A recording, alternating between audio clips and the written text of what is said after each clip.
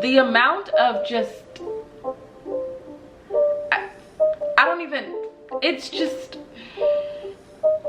the dating pool is not, it's not giving quality right now for me. Like I said, it's just not, I just don't know if like this is the pool that I want to pick from. I just don't know if this is the pool that I want to pick from right now. It's just not, it's not giving. It's not giving what's supposed to have given.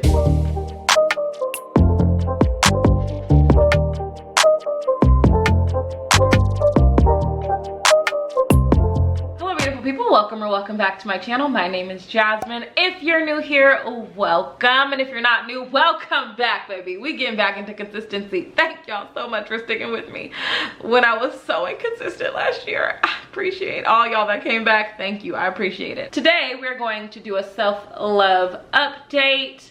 As you know, or if you don't know, last year I made a video about giving up dating for the year 2021, and I talked in that video about how I wanted to basically spend the year dating myself and the things I wanted to hope to gain from my self-love journey for the year. So I'm just going to be providing an update on that, what it was like for me, and then recapping the things that I said I wanted to learn in that video, and then see how far I've come or if I thought I did what I set out to do. So basically, if you're new here, I was in a relationship that ended in 2019. I was still getting over that.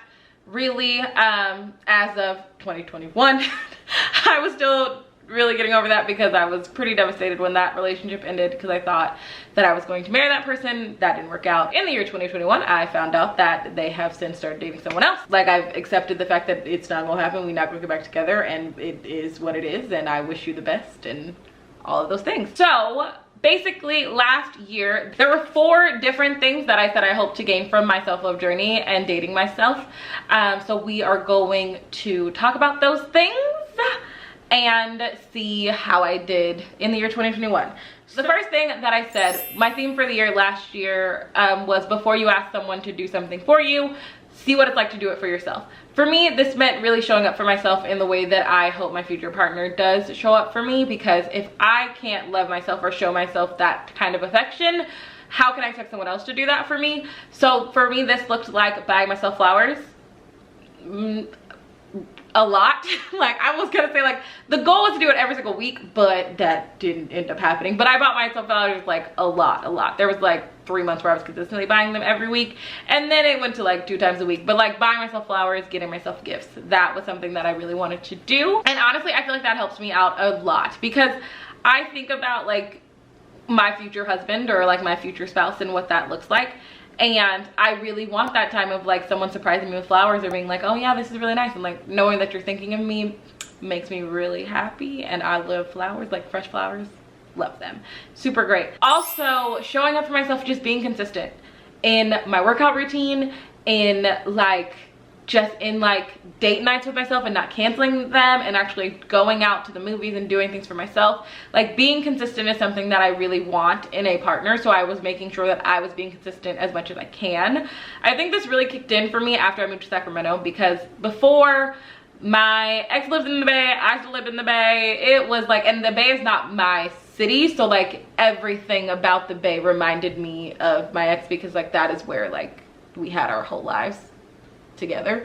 For me, like that was his whole life, but like he was born, raised there. For me, I like went there and then met him, and then all of my memories were tied to him in the Bay. So being in the Bay was very connected to him, and so I had to like, I think moving definitely helped me with that, in order to like create my own memories, create my own life for myself, and like self-love journey, being consistent, things like that. The second thing that I talked about is that I live alone. This is my 2nd year. This is my 3rd year. Oh, wow. This will be my 3rd full year. 2022 will be my 3rd full year that I've lived alone. Oh my gosh. I'm sorry. That just hit me, because like I'm really proud of myself, actually. Wow, that's insane. Okay, sorry. I am currently living alone. I've been living alone since 2020, and I talked about this may be the last time I live alone. So I talked about enjoying the solitude, enjoying being alone, living alone, watching whatever I want to watch on the TV, leaving dishes in the sink if I feel like it, you know, leaving my clothes out everywhere and cleaning up when I feel like it and doing all the things that I want like when I feel like it, because it's just like, this is my space. Like everything is mine. I don't really have to worry about considering other people's feelings or emotions about like the things in my house or my space, or like if it makes you uncomfortable or anything like that. I don't have to worry about it because it's all my space. I love living alone. It has been a concern for me because as this is going to be my 3rd year, I was like, what if I get so used to living alone that I'm like, you wanna move in? What is that gonna look like? What is that gonna look like? Like, I think about that, like if someone were, no one could move in here.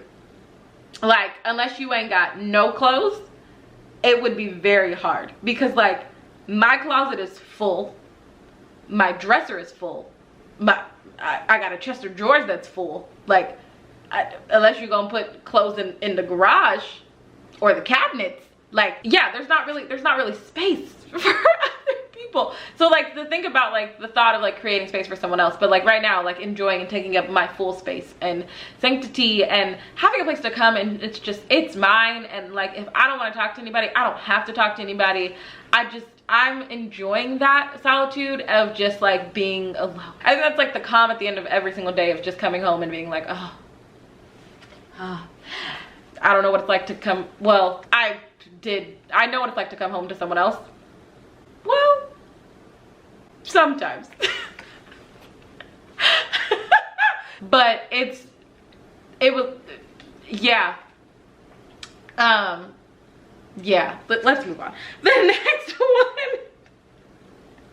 The next thing that I said that I wanted to learn from my year off was having the tough conversations with myself. I am someone who loves deep conversations. Like, let me tell you, if anyone wants to play the game, we're not really strangers, call me, we can play it. It's my favorite game.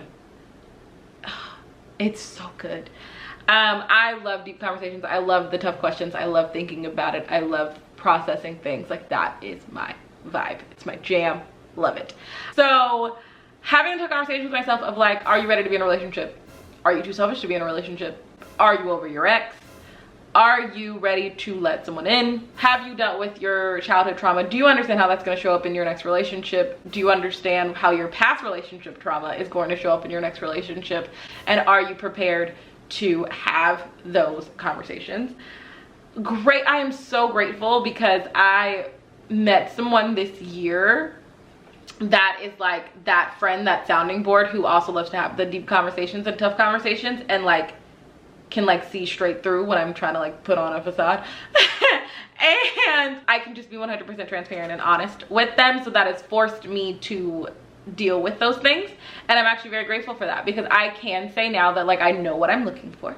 Hello, I want to be married, and like my idea of marriage is very traditional, as in I want to be the only wife, no girlfriend, no open relationship. That's not really what I'm looking for at this time. And I want someone who wants to love me for the rest of my life, and someone who believes in marriage and doesn't cut and run or throw breakups and or divorce in my face when they get scared or lonely or tired or exhausted or I make them angry. Someone who loves me even when they don't like me. That is, it's been really cool to like understand and agree with that, because I'm like, I know that I'm not perfect, and I know that I'm never going to be perfect, but I also know that I can apologize and move on from things. What I'm learning is other people cannot. It is very hard for people to let go of things. So I am hopeful that my person is still out there, and that they will give me the grace to apologize and trust that I won't hurt their feelings on purpose. So yeah, I think I've definitely had those types of conversations with myself a lot of the time, of like being alone when you are alone, and then like also when you're on dating apps and you're not matching, there's nothing's clicking, and you're like, what is wrong? What is happening? And it's like, is there things that I want to change, or is this something that I'm like, no, this is how I am, and I just want someone who's going to like that part about me too. I think that's been a plus. And then the last question that I asked myself last year was, am I ready for a relationship? At the beginning of 2021, no, I was definitely not ready for a relationship.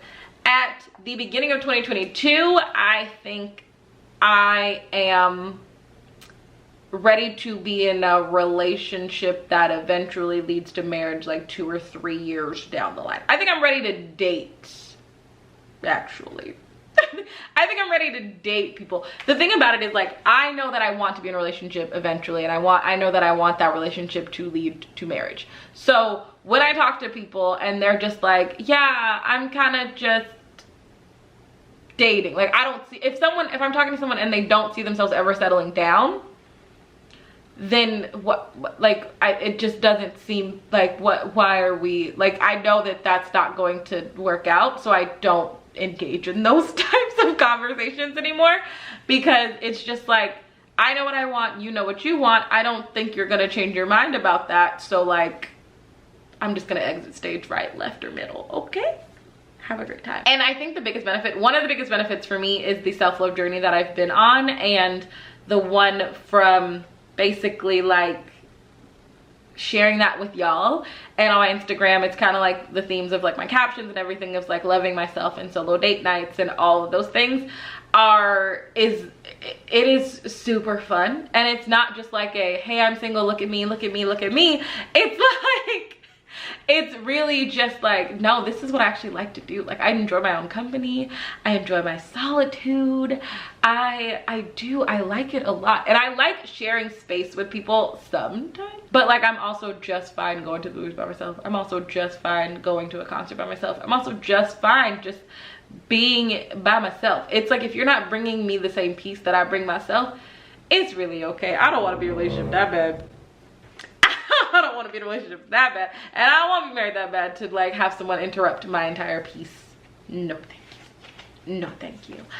But yeah, overall 2021, I learned a lot about myself. I think my self-love journey is still going to continue into 2022, but like, this Jasmine, oh baby, she loves herself. She loves herself, and she doesn't need other people to tell her that they love her to feel validated or anything, because self-love and the glow, okay? Can we just talk about like some of my Instagram pictures? Not gonna lie, some of my Instagram pictures, I literally see myself glowing. Like, no, before I do the things in Lightroom or anything like that, like glowing, and the smiles being genuine happiness. I was like, not the girl who cried herself to sleep for 3 months in 2019, glowing by herself. Ain't no man to contribute to this spot, girl. Nobody but Jesus. We've come such a long way. We have come such a long way. And it's really exciting, honestly. I'm super excited. So that is I think I'm gonna do monthly self-love check-ins. We should do that. I think that would have been helpful in 2021, but it's fine. We're here now. We'll do a monthly self-love check-in about just, you know, how I'm feeling, anything like that. Because like, do I get sad sometimes? Sure. Do I want somebody, like, when I see other people like coupled up and booed up, do I be like, oh, man, it'd be nice to have that? But like, I would rather adjust to your absence than be frustrated by your presence, because it's just, yeah, but I'm good, because like, I'm happy. I am. Like, I'm happy, and if someone wants to come in and be part of this happiness, baby, let me know. I'm open to getting to know people. I'm open for 2022. I'm open to getting to know someone. But yeah, that'll wrap up this monthly first installment of our self-love check-in, talking about my year of 2021 and what it was like to be on a self-love journey and all the things that I've learned. And we are continuing our self-love journey into 2022. So if you like this video, go ahead and give it a thumbs up. Comment down below, what did you learn on your self-love journey in 2021, and what is something you hope to learn or continue in 2022. Subscribe to the channel if you haven't already, and hit that bell notification. Now, there are other videos. I'm just saying, I got a lot of videos, so like, you could watch another one. They'll be over here. They'll be over here. Nope. let me see. They'll be over here. They're gonna be over here. There's like 2 videos, probably like my most recent upload, and then whatever is suggested for you as a viewer, something that you're gonna like. So like YouTube, the algorithm was like, you'll like this video right here. So like you could click that one, or you could watch my most recent upload. So do that, and we will see you in the next one. Bye, beautiful people.